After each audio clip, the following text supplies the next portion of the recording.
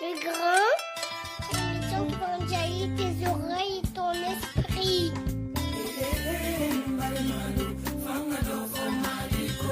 Radio Campus 93.3.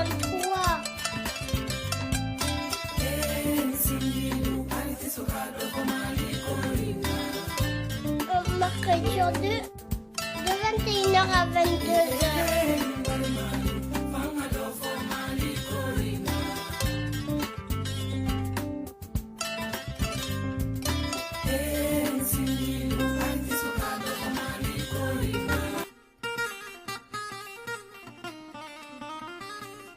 Aou bismillah.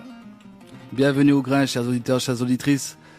Votre rendez-vous bimensuel du mercredi soir à 21h sur Radio Campus 93.3. Comme l'a dit le fiston, l'émission qui va enjailler tes oreilles et ton esprit. Alors pour ceux qui ont raté la première émission, pourquoi le grain? Le grain de quoi d'abord?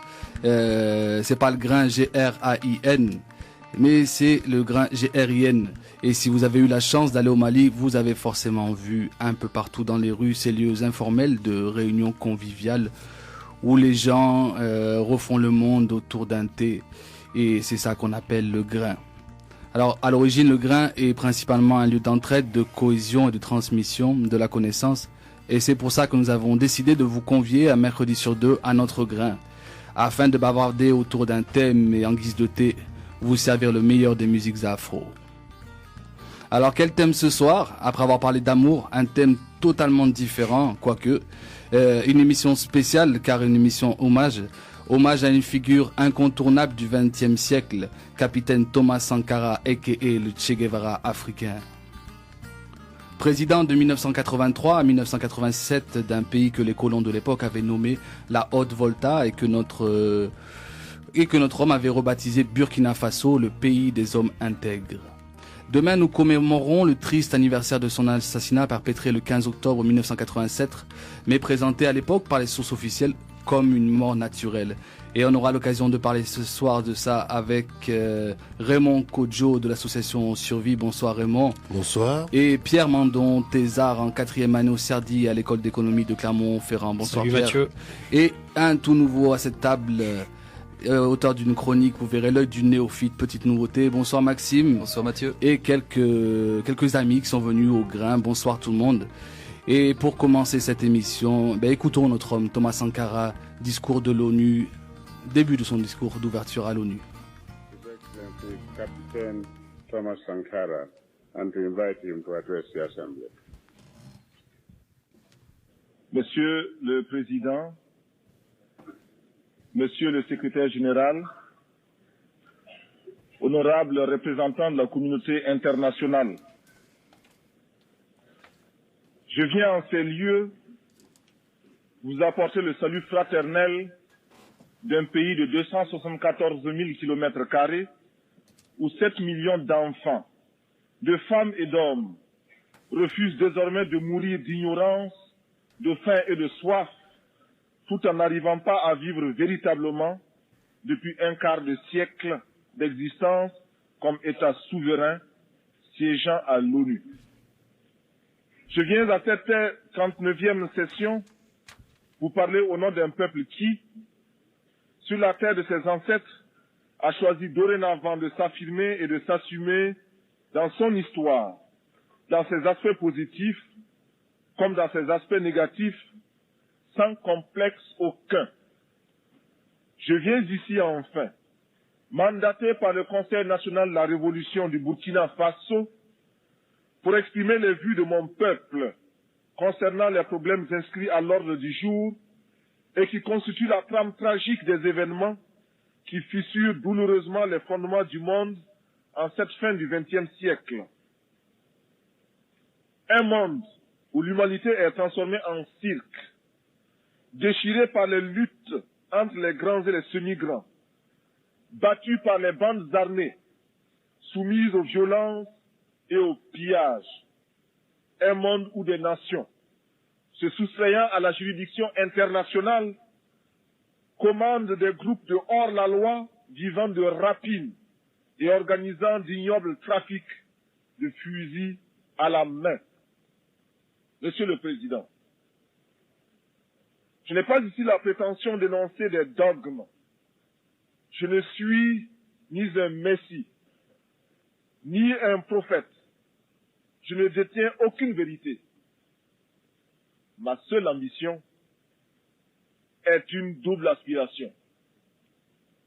Premièrement, pouvoir en un langage simple, celui de l'évidence et de la clarté, parler au nom de mon peuple, le peuple du Burkina Faso.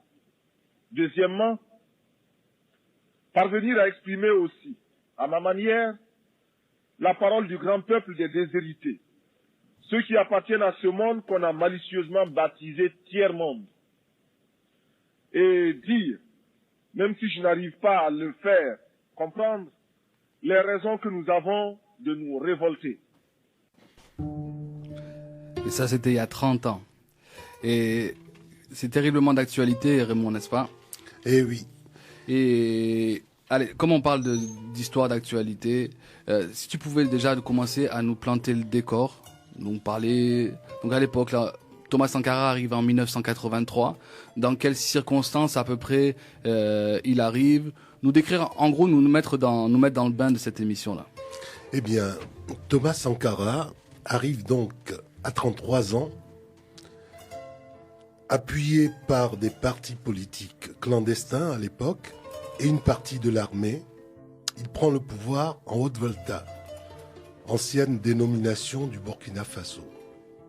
Il est largement soutenu dans les villes et le nouveau pouvoir mobilise très rapidement la population à travers des comités de défense de la Révolution. Avec ses camarades, ils entreprennent des transformations fondamentales dans tous les secteurs du pays. Donc il arrive par un coup d'État. Exactement. C'était Ouedraogo, c'est ça, qui était en place, un militaire aussi. C'était un militaire aussi. D'accord.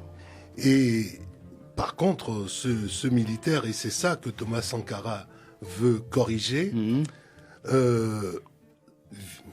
avait installé un système de corruption, de népotisme, de laxisme dans les services de l'État, autant d'éléments qui maintenaient le pays dans la misère. Ouais, alors comme dit Raymond, ce qu'il faut comprendre quand Sankara est arrivé au pouvoir, c'est que il est arrivé dans un contexte total de pénurie des services publics. Alors pour les auditeurs qui voudraient se figurer un peu les situations, donc dans nos pays, les dépenses de santé, qu'elles soient publiques ou privées, représentent plusieurs milliers de dollars par habitant et par an, alors que dans cette région du monde, donc notamment au Burkina, les dépenses de santé représentent à peine plus de 20 dollars par an par habitant. Et là, tu parles à l'époque ou même au... Non, c'était déjà à l'époque. C'était déjà à l'époque. La situation a peu évolué. Si elle a évolué, c'était rarement dans le bon sens. Alors ça a plusieurs explications. Donc, on pourrait parler des conséquences des entreprises coloniales. Ça, je pense que ça pourrait faire le sujet d'une émission à part entière. Ce qu'on peut dire très vite en 2 minutes sur les conséquences de la colonisation. Donc on peut pas dire qu'elles ont facilité la tâche des nouveaux États africains post-indépendance dans leur mission de fourniture des services publics. Alors pour plusieurs raisons. Donc il y a Leonard Wauchope de Princeton et Nathan Yoon de Harvard, il me semble. Ils ont montré que la traite négrière qui était pratiquée à l'époque des entreprises coloniales a eu entre autres pour effet d'éroder la confiance entre les individus, et ça a perduré à travers le temps. Et ça pèse, ça nuit au vivre ensemble aujourd'hui, et également à l'essor du secteur privé. Sans compter que l'adoption de procédures administratives complètement inadaptées au contexte africain et la destruction des structures sociales préexistantes, ça a certainement contribué à faire augmenter les tensions et la banalisation de la corruption, comme disait Raymond, au lendemain des décolonisations. Donc Ouedraogo était un pion de la France. En 83, quand Thomas Sankara arrive, il y a Ouedraogo qui est en place et qui est en gros le pion de la France, c'est ça? On peut l'affirmer. D'accord. Ouais. Ok, on va mettre juste, on est rentré un petit peu dans le sujet, on a déjà donné quelques points un peu plus précis. Je vous propose juste mettre un petit morceau d'Alpha Blondy, Thomas Sankara. Tout simplement, on reste dans le thème forcément. Et on va parler, puisque Alpha Blondy en parle dans le morceau, on va parler des circonstances de l'assassinat, puisque comme je l'ai précisé en début d'émission, il a eu un règne de 1983 à 1987, 4 ans seulement, parce qu'en 1987, le 15 octobre, il s'est fait assassiner. Alpha Blondy, Thomas Sankara. Capitaine Sankara, ce sont tes bras morts qui t'engagent.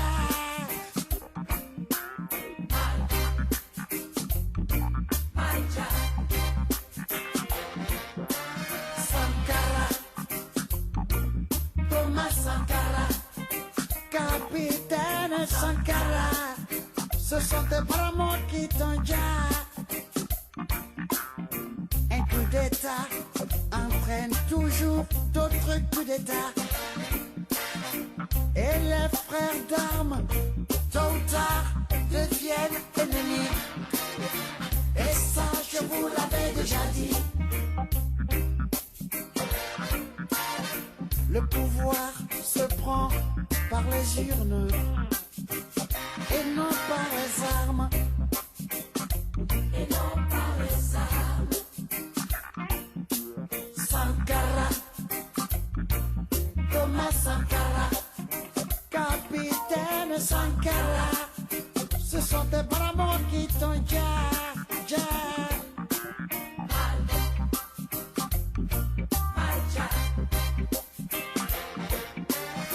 Une trahison entraîne toujours une autre trahison. Il n'y a pas de saison. Et là, j'ai raison. Le pouvoir se prend par les urnes. Et ça, je vous l'avais déjà dit. Et non par les armes. Et non par les armes.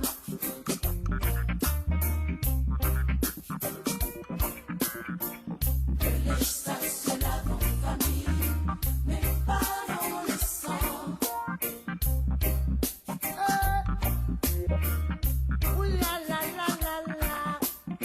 De vengeance en vengeance, l'Afrique est tombée dans la déchéance. Vouloir venger Sankara, c'est perpétuer la bêtise.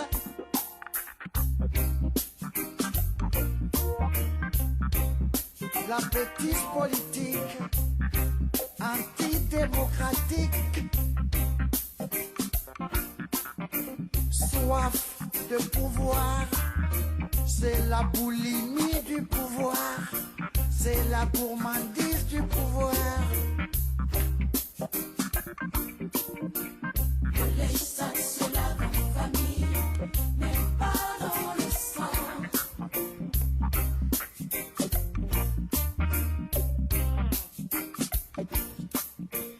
Le législateur se lave en famille, mais pas dans le sang. Alpha Blondy, capitaine Sankara.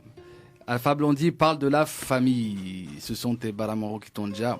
En gros, c'est ta famille qui t'a tué, Thomas. Alors pourquoi Raymond, pourquoi il parle de cette famille? Donc le linge sale ne se lave pas en famille. Pourquoi Alpha dans sa chanson insistant sur la famille dans cette chanson quand il parle de l'assassinat de Thomas Sankara?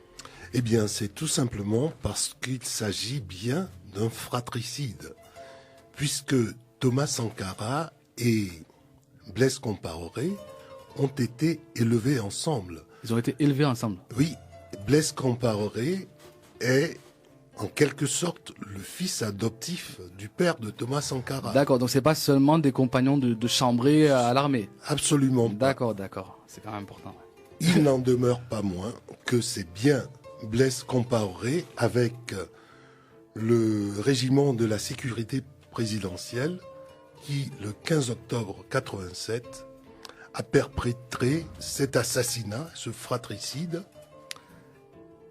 avec la complicité d'éléments extérieurs. Oui, bien On sûr. peut en parler tout de suite ou alors en parler plus tard. Vas-y, Raymond. Parce que les premières investigations ne mentionnaient que la présence de militaires burkinabés. Mais, depuis, plusieurs témoignages confortent la thèse d'un complot international. Tout ça, excuse-moi de te couper, je précisais en début d'émission, le 15 octobre 87, ou dans les jours qui suivent, on présente la mort de Thomas Sankara comme une mort naturelle. Par balle.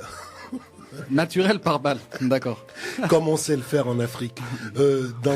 Dans d'autres pays, tout le monde mourait de collapsus circulatoire. Donc voilà, ce sont des maladies contagieuses qu'on attrape dans les dictatures africaines. Mais Raymond, Blaise Compaoré, là, c'est le même Blaise Compaoré qu'on a vu qui s'est fait virer là en 2014 ? Eh bien, c'est le même Blaise Compaoré. De 87 à 2014, il a été au pouvoir. Exactement. Il a été au pouvoir jusqu'en 2014 et il a été chassé par une insurrection générale de la population. Et il a été sorti du Burkina par le grand ami qui est la France. Ça, il faut le souligner aussi. Et j'ai entendu dire qu'on est venu chercher un hélicoptère. Exactement. La France, François Hollande a envoyé un hélicoptère pour venir sortir du bourbier notre ami. Exactement. Ça s'est passé comme ça. En 2014. Oui, en 2014. C'est important de le préciser quand même. Le 31 octobre 2014. D'accord. Et avant peut-être que Pierre dise un mot là-dessus. Donc Blaise Compaoré prend donc tu disais des éléments extérieurs qui vont amener Blaise Compaoré, le frère, à tuer son frère. Bien sûr. Donc en gros c'est la promesse qu'on ne peut pas refuser. C'est-à-dire qu'on lui a assuré une 30aine d'années au pouvoir. En gros. Exactement. Et Mathieu, si tu regardes bien l'Afrique, les présidents qui ont une durée de vie illimitée, ce sont les pires crapules. Ouais. Tous ceux qui ont essayé de penser à leur pays, ils ont été éliminés parce qu'ils gênent. Très rapidement. D'accord. Peut-être qu'on aura l'occasion peut-être de dire, on a déjà parlé ensemble de plusieurs grands hommes comme ça qui n'ont pas fait long feu parce qu'ils voulaient en fait aider leur pays. Peut-être Pierre, tu veux réagir sur ces circonstances de l'assassinat ou peut-être les conséquences plutôt ? Ouais. Moi je voulais juste rebondir sur le fait. Donc il faut bien pour les auditeurs français qui connaîtraient pas Sankara. Alors il faut pour un Burkinabé, Sankara, c'est un peu à la fois De Gaulle, Jeanne d'Arc et Napoléon réunis en une seule personne. Donc tu parlais du Tché au début. Ouais. Donc c'est souvent des personnes qui sont associées au conservatisme. Donc, mais c'est au niveau symbolique que Sankara représente ces grandes figures, parce qu'après, il était incontestablement de gauche et non pas conservateur. Ça, on y reviendra après. Donc les conséquences involontaires de son assassinat, c'est qu'une telle figure qui a été assassinée, donc qui a disparu de manière violente, ça n'a certainement pas facilité la culture de la transmission des alternances politiques pacifiques. Donc on l'a vu, Compaoré, donc il est resté 28 ans au pouvoir, exactement. Il a réprimé un premier mouvement, un premier mouvement populaire en 2011 qui s'opposait aux violences policières, et il s'est fait virer donc suite au dernier mouvement populaire. Et en plus de ça, il y a eu un coup d'État qui a duré une semaine pour essayer de virer le président par intérim. Donc cet assassinat, je pense qu'il a eu une conséquence déplorable, qui est de rendre difficile les alternances politiques pacifiques dans ce pays. C'est frappant si on regarde notamment par rapport au Ghana et au Nigeria, qui sont des pays voisins et qui connaissent depuis plus ou moins longtemps des alternances politiques pacifiques. D'accord, je pense que c'est effectivement très intéressant après ça reste effectivement une idée, il y a sûrement d'autres pistes pour d'autres facteurs de ces conséquences-là, mais effectivement c'est intéressant de proposer ce facteur-là comme conséquence. Avant d'écouter le philosophe algérien Mohamed Taleb nous parler de la face de la facette écologique de Thomas Sankara, on a parlé beaucoup du Thomas Sankara du coup révolutionnaire.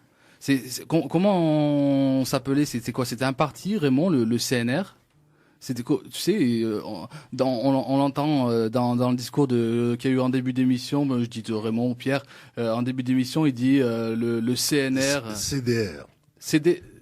CDR. Le Comité de défense de la Révolution. D'accord, CDR, ok. Le CDR. Ok. Donc le CDR implique vraiment toute la population. Thomas Sankara a dit aux Burkinabés, vous devez tous prendre votre destin à main. D'accord. Et tout le monde, à son niveau, doit apporter sa pierre À l'édifice. à l'édifice. À l'édifice révolutionnaire. Révolutionnaire, bien sûr. D'accord, très bien, Oui. très bien. Merci pour cette précision.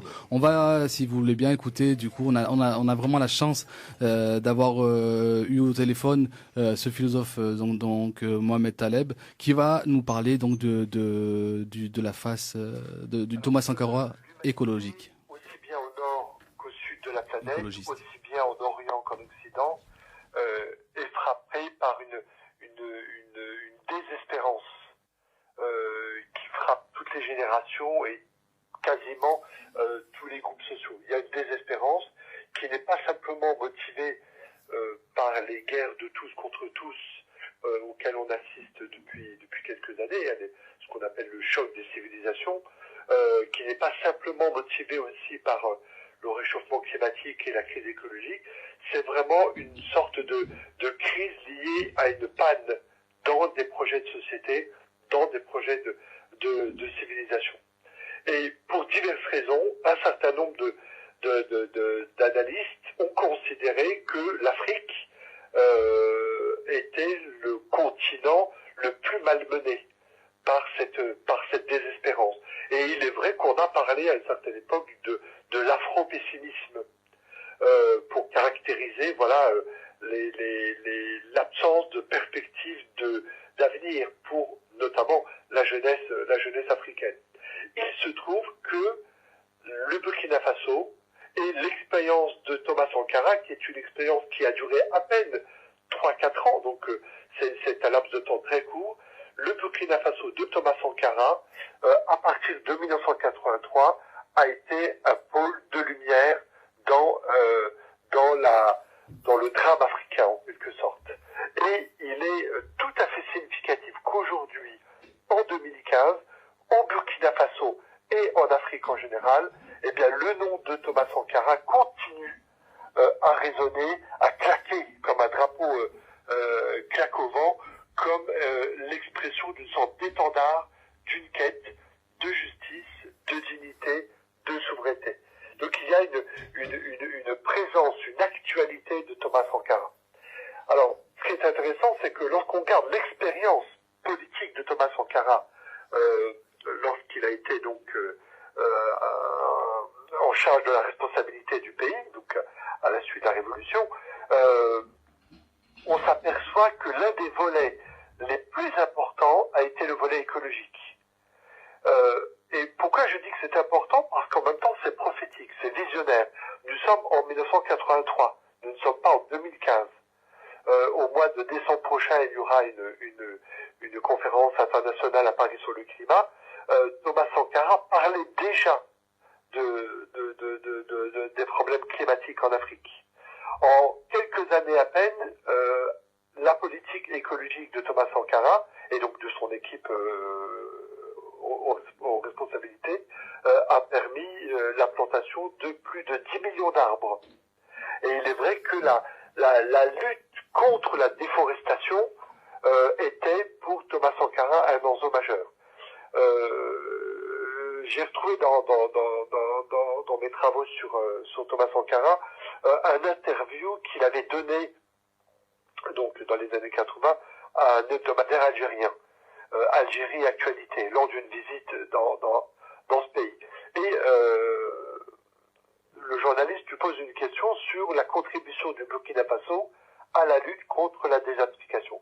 Et Thomas Sankara écrit, donc nous sommes en 83-84, il s'agit de penser aux générations futures. Quand on considère la vitesse de déboisement, les aléas climatiques et l'avancée du désert, on ne peut que s'inquiéter du dénuement des autres demain.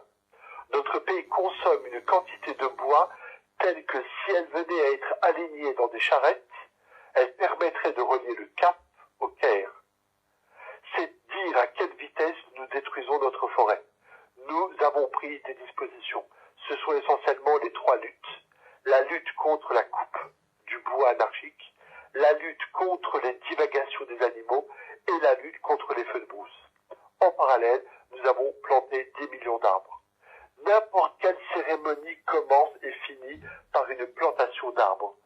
Lorsque l'ambassadeur l'ambassadeur d'Algérie a présenté ses lettres de créance, il a eu à planter un arbre symbolisant l'amitié entre nos deux peuples et en même temps la préoccupation de notre peuple devant l'avancée du désert. Ça, c'est une façon d'honorer la mémoire militante, la mémoire révolutionnaire de Thomas Sankara en rappelant que ce jeune président a été à la hauteur dans le contexte d'un tout petit pays. Le Burkina Faso, c'est l'un des pays les plus pauvres, non pas simplement de l'Afrique, mais du monde. Il a été à la hauteur de la cause écologique. En ce sens, il est un pôle, il est un phare de lumière. En même temps, ce qui est intéressant avec Thomas Sankara, c'est qu'il a toujours insisté sur la nécessité de valoriser la dimension culturelle et même spirituelle de l'écologie. En ce sens, son écologie n'a jamais été que technique. Bien sûr, il faisait appel à des experts, il faisait appel à des scientifiques, à des agronomes, à des agroécologistes, comme l'agroécologiste Pierre Rabhi, qui est bien connu en France, qui a contribué aussi à apporter sa part à la révolution écologique du Burkina Faso. Mais pour Thomas Sankara, il ne peut pas y avoir d'écologie efficace s'il n'y a pas une mobilisation des populations. Et on ne mobilisera pas les populations si on ne parle pas, en quelque sorte, leur langage, si on ne parle pas à partir de leurs valeurs.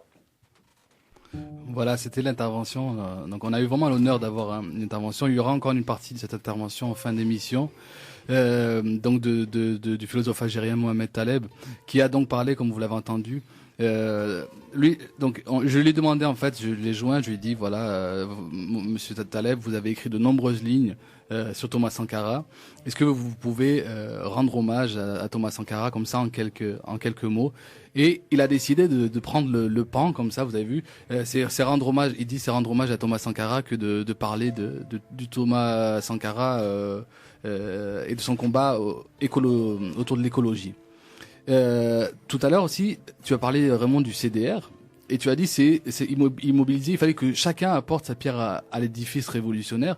Et là aussi, on voit que Mohamed Taleb parle de cette conscientisation des esprits. Il fallait que chacun soit acteur de ce combat autour de l'écologie. Vous avez vu comment Thomas Sankara à chaque fois mobilise.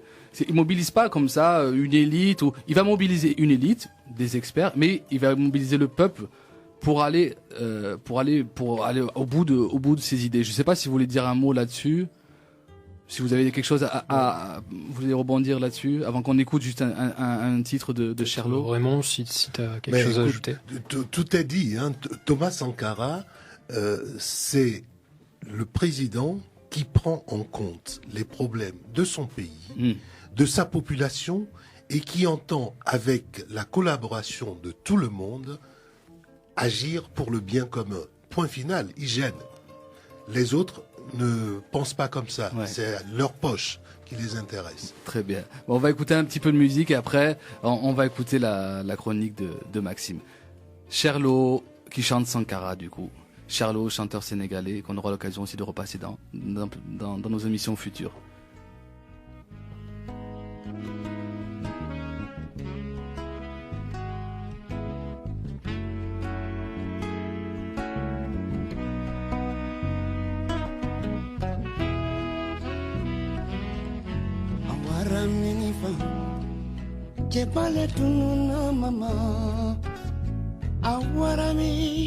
Thomas Sankara tununa Burkina kabe kasila Dimseni makurobasi mantovana Awara mini Thomas Sankara tununa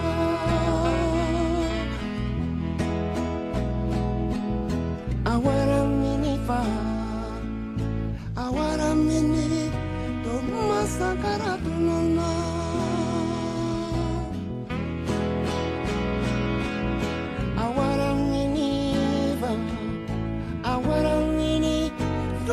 Sankara tuna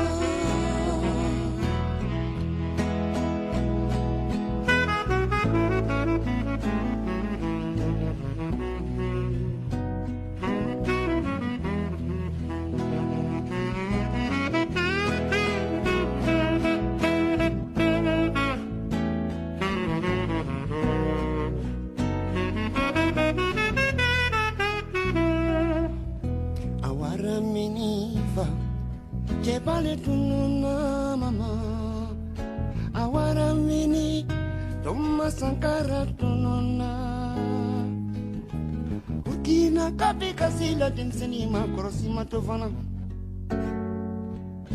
Awara mini Thomas Sankara tununa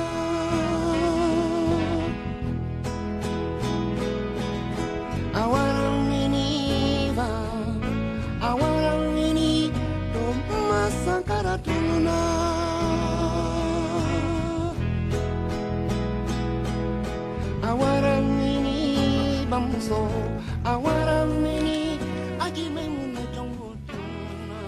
Sherlo chante Sankara. Alors, en préparant cette émission, j'ai parlé bien sûr autour de moi de l'émission. J'ai invité famille, amis et autres à écouter l'émission en disant voilà, je fais une émission sur Thomas Sankara. Et ça, à ma surprise, certaines personnes m'ont dit qui ? Thomas Sankara, c'est qui ? Et là, j'ai dit, ah, pardon, c'est vrai que pour moi, je pensais que tout le monde connaît Thomas Sankara. Et non, tout le monde ne connaît pas Thomas Sankara. C'est vrai, c'est dommage. C'est un peu l'idée, c'est un peu de faire connaître des grandes figures comme ça. C'est un peu le rôle du grain.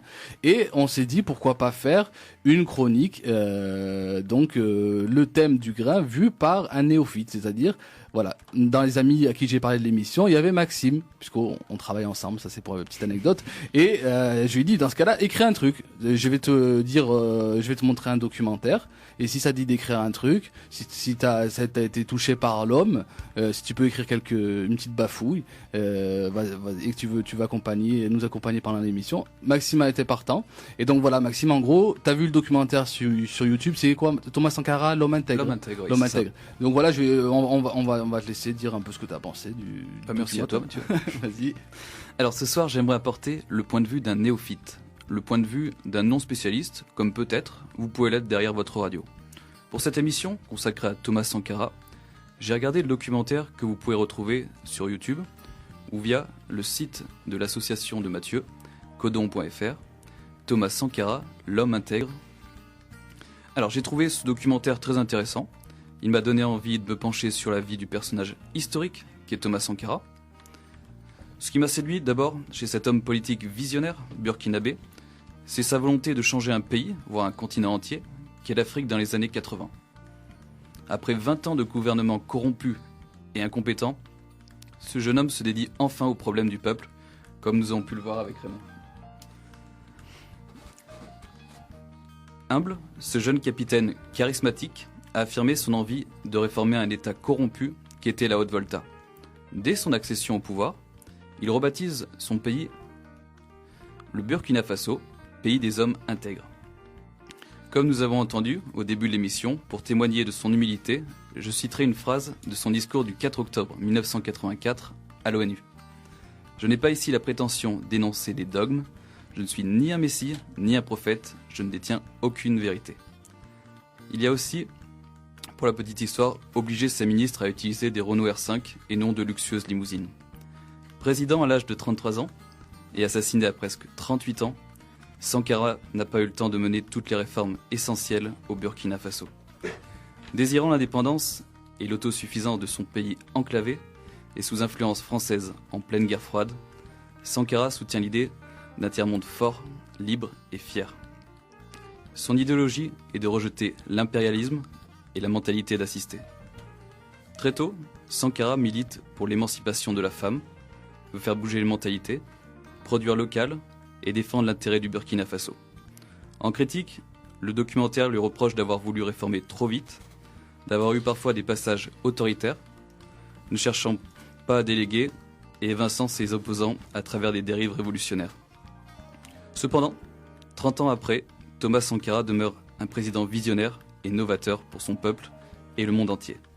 En conclusion, je ne peux que vous conseiller de lire, d'écouter, de voir les biographies de cet homme politique désirant l'indépendance et le bonheur de son peuple. Je finirai sur une citation du discours de l'ONU, « L'esprit de liberté, de dignité, de compter sur ses propres forces d'indépendance et de lutte anti-impérialiste doit souffler du nord au sud, du sud au nord et franchir allègrement les frontières. D'autant plus que les peuples africains pâtissent des mêmes misères, nourrissent les mêmes sentiments, rêvent des mêmes lendemains meilleurs. » Merci beaucoup, Maxime. Merci beaucoup parce que tu as abordé dans cette chronique des thèmes qu'on n'a pas encore abordés. Déjà, il me semble pas qu'on avait, excusez-moi, il me semble pas qu'on avait dit l'âge de Thomas Sankara, ce qui est quand même assez important. Tu parles d'un jeune homme, 33 ans. Et tout ce dont on a parlé depuis le début de l'émission, c'était un homme de 33 ans, donc mort à 38 ans. Donc tu as parlé d'un jeune homme et tu as aussi parlé, je sais pas si ça vous intéresse de commencer par là, parce que Maxime a parlé de plusieurs choses, notamment a parlé du Burkina comme d'un pays enclavé. Et je pense, Pierre, tu auras des choses à dire là-dessus. Mais si ça vous dit juste de parler, parce ça aussi c'est assez moderne. Mohamed Taleb parlait et toi aussi t'en parles, Maxime, d'un homme visionnaire du côté défense de émancipation de la femme, écologie, émancipation de la femme. Je sais pas si ça résonne en vous, messieurs. Mais bien sûr que ça résonne en nous, dans la mesure où l'esprit du CDR, c'est de faire participer tous les citoyens. Et quand on dit tous les citoyens, évidemment, les citoyennes en font partie. Il était tout à fait logique que la place de la femme soit prépondérante. Oui, mais tout à fait logique, mais tu sais, oui. les images qu'on peut avoir des pays africains, de la condition de la femme dans les pays africains, et on est en 1983, c'est pas si logique pour nous d'entendre Thomas Sankara bien entendu, mais impliquer les citoyennes. J'allais juste préciser, il était logique dans l'esprit de Thomas Sankara. Ouais, mais évidemment, on est en Afrique, et en Afrique, comme beaucoup partout ailleurs dans le monde, la condition de la femme, elle est au second plan. Mais là, il a décidé de faire participer activement les femmes, et il a nommé des femmes à des postes de responsabilité. D'accord. Il a, pris des mesures contre les mariages forcés, l'excision, la polygamie, la prostitution, etc. Donc autant de choses qui font que il y a un équilibre qui est retrouvé. Et juste pour rester sur ce thème, est-ce que l'un de vous sait si Blaise Compaoré a continué dans cette politique? Absolument pas. Absolument pas. Non. Ça ne l'intéressait pas. Et j'en profite pour dire quelque chose.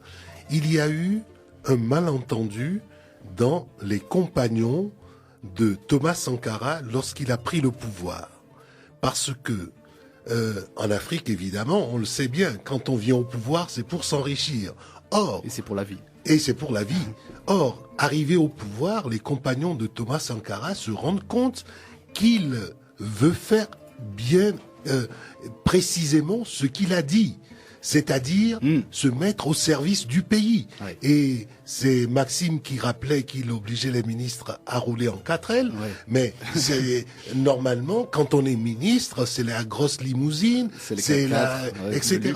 Donc, à partir du début, il y a des gens qui se sont dit, bon sang, je suis venu au pouvoir pour m'en mettre plein les poches, pour parler vulgairement. Tu veux dire, même au sein de ses collaborateurs. Au sein de ses collaborateurs. Oui. Et ils se rendent compte que non, vous êtes au pouvoir pour travailler au service du peuple. Oui. Et ça, c'est tout à fait nouveau, et ça n'existe nulle part ailleurs en Afrique. Tout à fait. Et voilà, donc c'est pour ça qu'il gênait beaucoup quand même. Oui.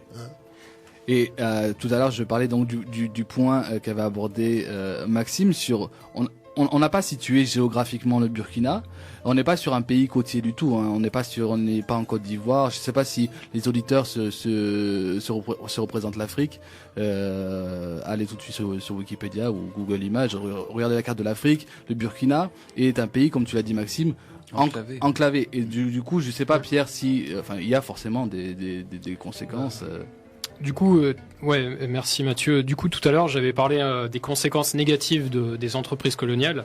Alors, pour le cas du Burkina, il y a une conséquence négative supplémentaire, qui était le découpage des frontières. Et le Burkina n'a pas été chanceux dans ce découpage plus ou moins sommaire, parce qu'il s'est retrouvé éloigné des côtes. Alors moi, personnellement, je ne suis pas un tenant du déterminisme géographique.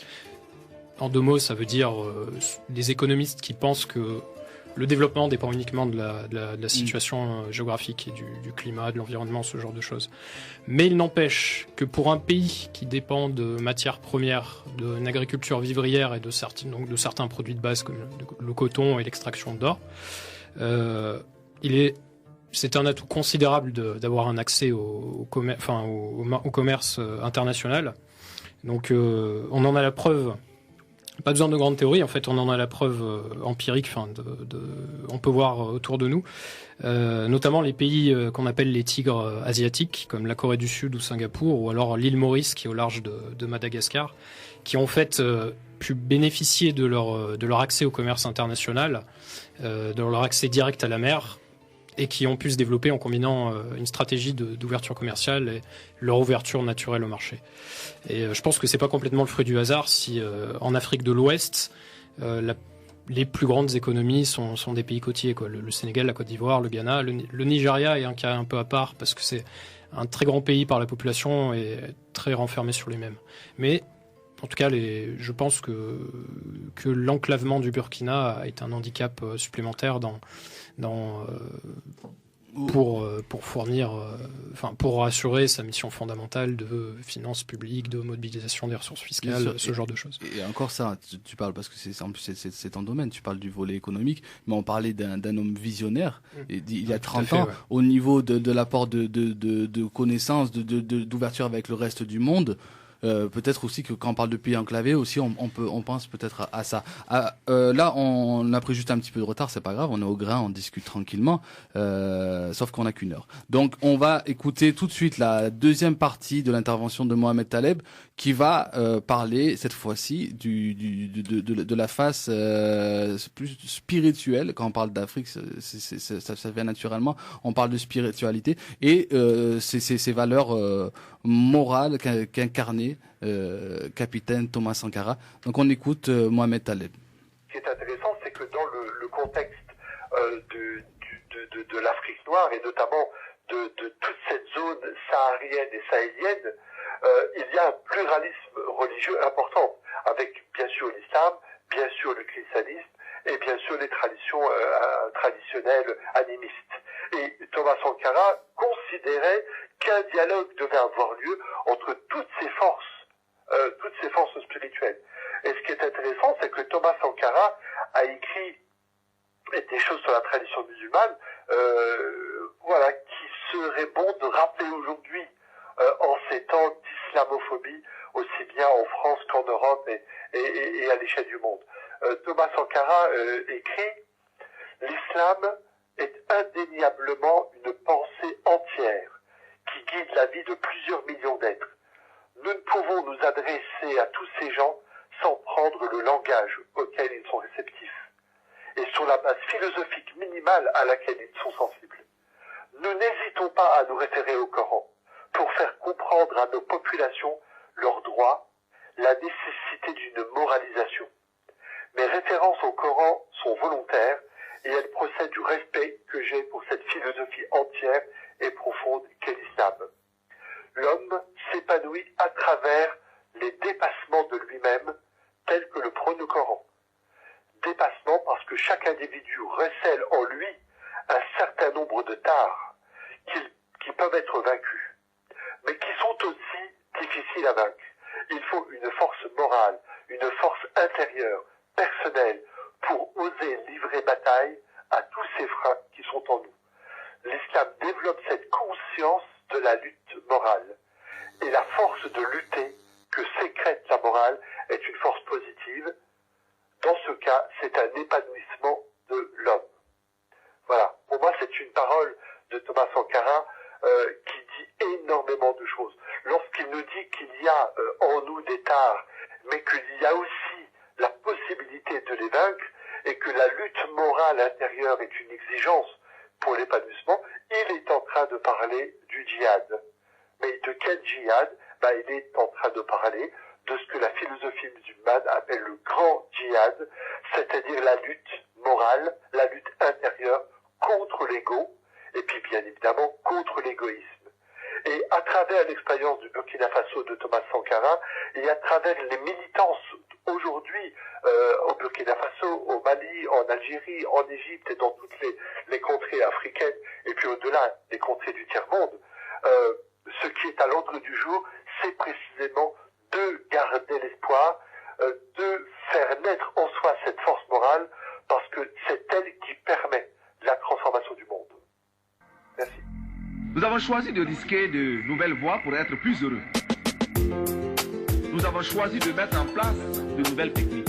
Nous avons choisi de rechercher des formes d'organisation mieux adaptées à notre civilisation, rejetant de manière abrupte et définitive toutes sortes de dictats extérieurs pour créer ainsi les conditions d'une dignité à la hauteur de nos ambitions. Refuser l'état de survie, desserrer les pressions, libérer nos campagnes d'un immobilisme moyen enjeu ou d'une répression, démocratiser notre société, ouvrir les esprits sur un univers de responsabilité collective pour oser inventer l'avenir.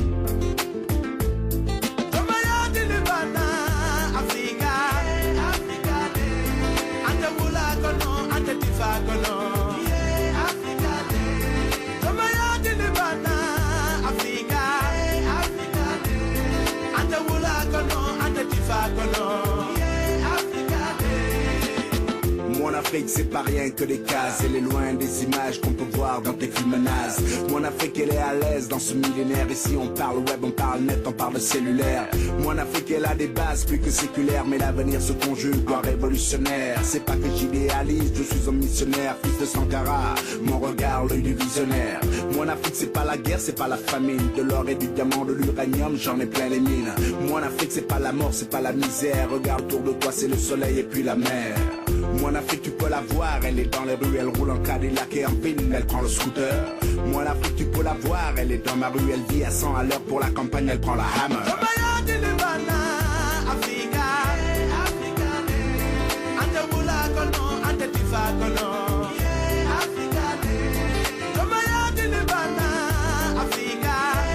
Awadi, rappeur sénégalais qui a baptisé son studio, le studio Sankara. Je crois vraiment qu'on partage notamment cette référence, puisque tu m'avais écrit un mail où tu m'avais dit il faudrait qu'on joue à Wadi à l'émission. Donc voilà, ton vœu est exaucé, Raymond. Exactement. Et en plus c'est intéressant parce qu'on entend vite fait le concept de cet album que je vous conseille d'écouter. Il est en intégralité sur YouTube. Si vous pouvez l'acheter, c'est mieux. Mais qui s'appelle Président d'Afrique. En fait, il fait des featuring. Avec là, le featuring, c'est avec Thomas Sankara. Donc, il va prendre des extraits de discours comme ça et il va lui-même faire des couplets autour. Bon, voilà, c'était l'histoire de réentendre la voix de Thomas Sankara, celle d'Awadi et voilà. Donc, on en était tout à l'heure. On a parlé, on a vu beaucoup de choses qu'on n'a pas développées. On le sait. Parler de Thomas Sankara comme ça en 1 heure, c'est comme la dernière fois parler d'amour en 1 heure. C'est impossible. Mais l'idée, c'est donc, comme je le dis, l'idée du grain, c'est de vous inviter, chers auditeurs, chères auditrices, à aller plus loin, à saisir ces perches qu'on vous tend pour vous documenter, pour lire, comme l'a dit Maxime, écouter, regarder. Et j'espère donc que ça vous donnera envie, en tout cas. Maxime, pour reparler de toi, Maxime, ta chronique, c'est vraiment intéressant. Je pense qu'on le refera, je pense, parce que du coup, ça permet comme ça en milieu d'émission de reposer certains grands axes. Tu parlais du documentaire qui critique finalement.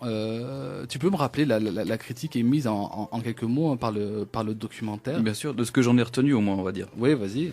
Ce qu'on peut dire, c'est qu'il a eu des passages autoritaires. Ouais. Il n'a pas cherché tout le temps à déléguer. Ouais. Il a évincé ses opposants à travers des dérives révolutionnaires. Ouais.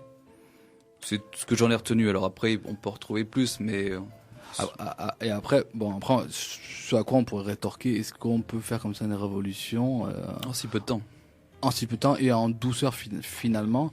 Après, effectivement, tout à l'heure on parlait de démocratie, d'installation de la démocratie. Thomas Sankara arrive par un coup d'État. c'est un coup d'État révolutionnaire, donc on n'est pas au pays des bénis oui non plus. À ce moment-là, il faut quand même prendre les armes. On voit Thomas Sankara en Suisse. Je sais pas si vous avez vu ces images qui montrent. Donc c'est le début d'un excellent film dont on reparlera en fin d'émission qui s'appelle Capitaine Thomas Sankara, où il montre. Vous avez pas vu ça? Il monte les balles de sa ceinture avec les balles et je crois même qu'il tire.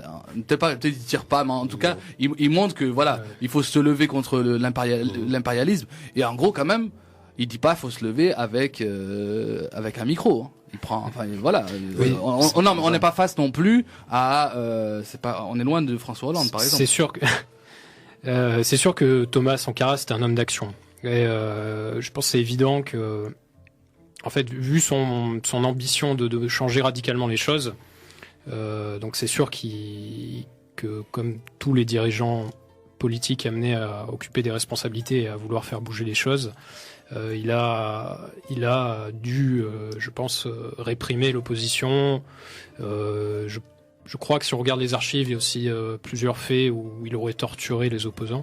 Il y avait des tribunaux révolutionnaires. Pour aller très vite, moi je suis pas un spécialiste du sujet, mais en tout état de cause, je pense que c'est pas... Enfin, comme tu l'as dit, il y a très rarement eu des révolutions non sanglantes, malheureusement, dans l'histoire. Et c'est pas dit non plus que l'opposition aurait été plus tendre si elle avait été au pouvoir à sa place. Mais moi je voulais rebondir tout à l'heure sur Maxime avait insisté sur l'aspect des valeurs et puis Raymond aussi en avait un peu parlé. Mohamed Taleb du coup c'est exact sur les valeurs, donc notamment la première valeur, celle d'intégrité, celle qu'on trouve dans le nom du pays. Il y a aussi l'égalité au sein des peuples et entre les peuples. Donc tous les adulateurs de Sankara se rappellent de ces discours qu'il faisait à Harlem, donc à New York, avant de se présenter à la tribune de l'ONU. Et puis évidemment sa vision panafricaine, qui était extrêmement ambitieuse. Panafricain, tu peux définir. Je sais pas si c'est moi le mieux placé, mais le panafricanisme, disons que c'est la vision d'un peuple africain qui transcenderait les frontières dessinées par les Européens. Je pense que Raymond pourrait peut-être mieux en parler que moi. Panafricanisme, c'est comme l'Europe, en fait, par rapport aux États-Unis. Regardez comme les États-Unis, par divers moyens, cherchent à torpiller l'Union européenne. Parce que quand on est ensemble, on représente une force telle que on ne peut plus se faire imposer des dictats. Eh bien, en Afrique, il en va de même. Beaucoup de grands présidents ont parlé de panafricanisme. Le premier d'entre eux, Kwame Nkrumah du Ghana, Nasser d'Égypte, Thomas Sankara a repris le flambeau. Mais Lumumba, bien sûr. Mais chaque fois que c'est évoqué, ça donne des frissons aux anciens colons parce que non, il ne faut pas d'unité en Afrique. Tant qu'il n'y a pas d'unité, évidemment, ils pourront toujours faire ce qu'ils veulent. Mais ce qu'on retrouve pas forcément chez Thomas Sankara, mais des fois, quand aussi on peut entendre une frange de panafricanisme qui insisterait presque, qui renverserait presque le paradigme en mettant l'homme noir, tu sais, au-dessus de l'homme blanc. Ouais, tu fais référence au suprémacisme noir. On retrouve ça notamment au Zimbabwe. Mugabe est fan de ce concept. D'accord. Qui est celui en gros ce que Copé dirait racisme anti-blanc. Suprémacisme noir, c'est plus disons que c'est le concept, ce qui est dit en fait d'exploiter les blancs. On est bien d'accord, c'est pas ça le panafricanisme. Non, pas du tout. Disons que la vision qu'en avait Sankara, c'est pas la vision qu'en avait Mugabe et qu'on a toujours Mugabe. Mais d'ailleurs, le discours qu'on a entendu en début d'émission, on entend bien un appel à transcender, comme tu as dit Pierre, justement, à transcender les frontières, sans faire un appel comme ça, une exhortation vers l'homme noir. Finalement, il s'adresse, il montre à quel point il faut être fier de ses ancêtres, de ses origines, donc l'importance de la mémoire longue. Mais on n'entend pas Thomas Sankara finalement s'adresser seulement à l'homme noir. Non, pas du tout. Pas du tout même. C'est universel. En fait, c'est vraiment quelqu'un qui a traversé son temps en laissant beaucoup de traces. parce que c'est quelqu'un qui a voulu, et je peux pas m'empêcher de citer une phrase. Le plus important, je crois, c'est d'avoir amené le peuple à avoir confiance en lui-même, à comprendre que finalement, il faut s'asseoir et écrire son développement. Il faut s'asseoir et écrire son bonheur. Il peut dire ce qu'il désire et en même temps sentir quel est le prix à payer pour ce bonheur. Voilà, Sankara. C'est ça. Et donc, au-delà du Burkina, ça appliqué à l'Afrique, ça veut dire que tous les pays africains regardent ensemble quel est leur intérêt commun, qu'est-ce qu'ils ont à gagner à se mettre ensemble pour pouvoir discuter d'égal à égal avec le grand capital, à ne pas se faire spolier de leurs biens. Des pays qui regorgent de ressources et dont la population crève de faim, c'est inacceptable. Voilà. Je pense qu'on peut terminer là-dessus. Merci beaucoup. En tout cas, moi, j'ai pris vraiment un plaisir immense. Bon, déjà, l'autre fois, j'étais tout seul. Donc là, je suis un peu plus entouré, ça fait plaisir. Mais vraiment, on sent dans les yeux de chacun un plaisir. Même là, presque, là, j'en ai des frissons. Parce que, non, mais c'est vrai, on a évoqué une grande figure et voilà, qui nous a sorti un peu, enfin, c'est des grands hommes comme, voilà, il y en a pas des milliers chaque siècle, où il y a des anonymes, mais des gens comme ça qui prennent le pouvoir. Voilà, c'est un Zidane à sa façon, on va dire. Oui. Pour les amateurs de football. En tout cas, voilà, moi j'ai pris un plaisir immense au grain ce soir. J'aurais aimé que ça aurait pu durer des heures, je pense, avec le même plaisir. Je vous remercie beaucoup, en tout cas, messieurs, dames, d'être venus au grain ce soir. Merci beaucoup à Fiona, à la technique, encore une fois. Ça va être le moment de rappeler vite fait quelques actualités. Pierre me disait tout à l'heure avant l'émission qu'il y avait un colloque sur l'économie de la Chine. Alors jeudi prochain à 65 boulevard François Mitterrand, donc juste à côté de la Maison de la Culture. D'accord. Et il y aura ma pote Claire, donc qui est thésarde en première année. Si elle m'écoute, je lui passe le bonjour. Donc elle présentera un de ses premiers articles. D'accord. En session plénière. Donc je pense que le colloque est ouvert à tous. Donc ceux qui sont intéressés, n'hésitez pas à venir. Très bien, très bien.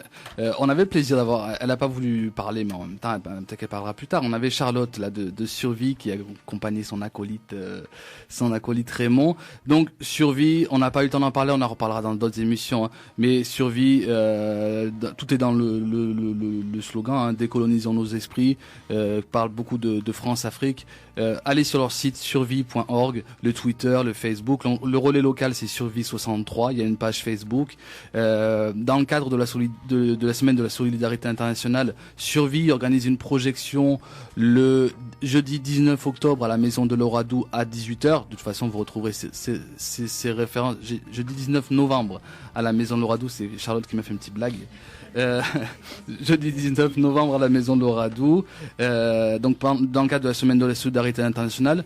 Dans le cadre de la semaine de la solidarité internationale, décidément c'est difficile à dire, on a l'honneur aussi de recevoir Mohamed Taleb qu'on a entendu pendant l'émission. Ça sera le jour d'avant, le 18 novembre aux Augustes. Il y aura une rencontre au Volcan à 16h aussi avec Mohamed Taleb.